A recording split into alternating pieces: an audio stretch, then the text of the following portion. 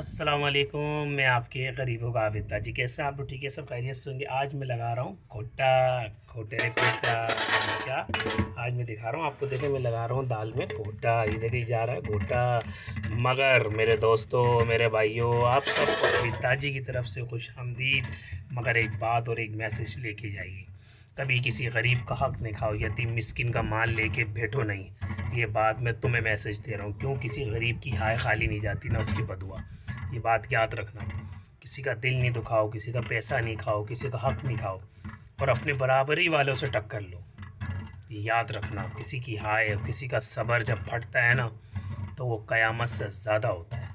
ये बात याद रखना। मैं गरीबों का हमदर्द, आपका आबिद ताजी। हर बात आप लोगों को यूँ सिखाता हूँ तो लोग दो पैसे को देख के अपने ईमान को बेच लेते हैं, रिश्तों को भूल जाते हैं। क्योंकि मैं गरीबों का हमदर्द, आपका आबिद ताजी, मैं लगा रहा हूँ क्या? खोटे रे खोटा, खोटा रे खोटा। क्या? खोटे रे खोटा, लगाते रे गोटा, खटा खटा खट गटा गोटा।